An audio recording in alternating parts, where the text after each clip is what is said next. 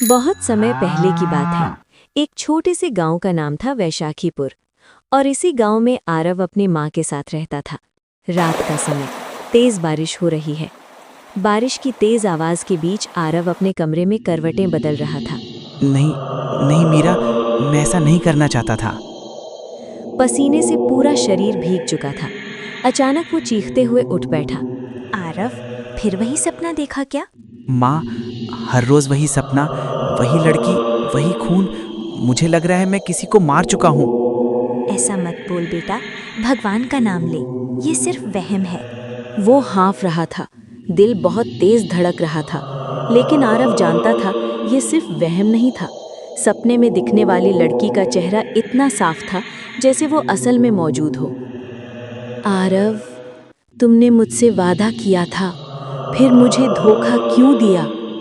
आरव का पूरा शरीर कांप रहा था। उसे ऐसा लग रहा था जैसे उसके हाथों में सच में खून लगा हो।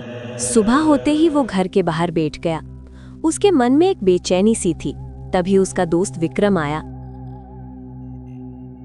भाई तू ठीक नहीं लग रहा, पूरा भूत बना हुआ है। यार, अजीब सपने आ रहे हैं। लगता है मैं किसी और का जीवन जी चुका हूँ। पिछले जन्म कुछ नहीं होता। नेटफ्लिक्स कम देखा कर। अगर सच में होता हो तो? उसी समय एक लड़की सामने से गुजरती है, बिल्कुल मीरा जैसी। विक्रम, वो लड़की वही है। कौन? मीरा। लेकिन लड़की गायब हो जाती है। शाम को कविता आरव को जबरदस्ती एक तांत्रिक के पास ले जाती है। जिस आत्मा ने तुम्हें मारा था वो अब भी तुम्हारे आसपास है। मैंने किसे मारा था बाबा? तुमने अपने प्यार को अपने स्वार्थ के लिए खोया और उसका बदला अब तुम्हें चुकाना होगा। बाबा, कोई उपाय बताइए। सच जानने के लिए तुम्हें अपने पिछले जन्म की जगह पर जाना होगा। वो गांव जहां तुम्हारा नाम था ठाकुर रुद्र प्रताप सिंह। रात भर आरव को नींद नहीं आई। भैरव बाबा की बातें उसके दिमाग में हथौड़े की तरह बज रही थी। तुम्हारा नाम था ठाकुर रुद्र प्रताप सिंह। क्या सच में वो किसी और जन्म में कोई ठाकुर था? क्या सच में उसने किसी लड़की की हत्या की थी? सुबह होते ही आरव ने फैसला कर लिया। माँ, मैं उस गांव जाऊंगा। कौन से गांव? जहां मैं पिछले जन्म में रहता था। पागल हो गया है क्या? ये सब बाबा की बातें हैं। माँ, अगर ये सब झूठ है तो वहां जाकर खत्म हो जाएगा, और अगर सच है तो मुझे सच जानना ही होगा। कविता कुछ देर चुप रही, फिर आंखें भर आईं। अगर सच में कोई आत्मा तुझे परेशान कर रही है तो उससे भागने से अच्छा है उसका सामना करना। और वो बस स्टैंड पे पहुंच जाता है।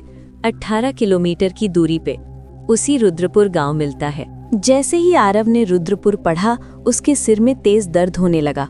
हर चीज ऐसी लग रही थी जैसे वो पहले भी देख चुका हो। ये जगह इतना जाना पहचाना क्यों लग रहा है? आरव जैसे ही नीचे उतरा, ठंडी हवा उसके चेहरे से टकराई। पूरा गांव शांत था, जरूरत से ज्यादा शांत। कुछ बूढ़े लोग उसे अजीब नजरों से देख रहे थे। अरे, ये तो बिल्कुल ठाकुर साहब जैसा दिखता है। चुप कर, ऐसी बातें मत कर, वो मर चुका है। आरव सुन लेता है। ये लोग किस ठाकुर की बात कर रहे हैं? गांव की बीचों बीच एक बहुत बड़ी टूटी फूटी हवेली खड़ी थी। दरवाजे पर लिखा था, ठाकुर रुद्र प्रताप सिंह की हवेली। आरव के हाथ कांपने लगे। जैसे ही उसने कदम अंदर रखा, अचानक सिर घूमने लगा। पूरा गांव दूल्हे के स्वागत की तैयारी कर रहा था।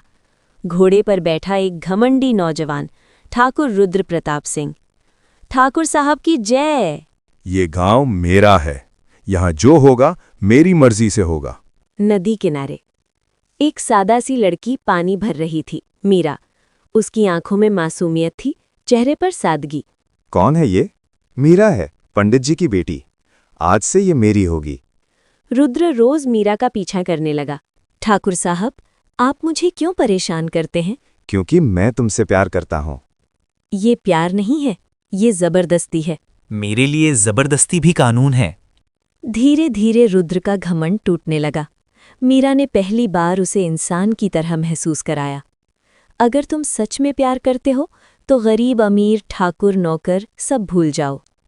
मैं सब छोड़ दूंगा, बस तुम मिल जाओ। लेकिन रुद्र के घरवाले इस रिश्ते के खिलाफ थे। ठाकुर खानदान की इज्जत मिट्टी में मिलाना चाहता है तू? रुद्र डर गया। उसने मीरा से झूठ बोला। मैं तुम्हें लेकर भाग जाऊंगा। मुझे भरोसा है तुम पर कि मुझे कभी धोखा नहीं दोगे। वो रात में मीरा को घर से लेकर जंगल की ओर गया, लेकिन वहां पहले से गुंडे खड़े थे। ये लोग कौन हैं? मुझे माफ कर देना। ठाकुर साहब, अब क्या करें? जो कहा था वही करो। मीरा को मार दिया गया। रुद्र वहीं खड़ा सब देखता रहा। आरव अब समझ चुका था, वो किसी का हत्यारा नहीं, वो उससे भी बड़ा अपराधी था, क्योंकि उसने प्यार करके सबसे बड़ा पाप किया था, विश्वासघात।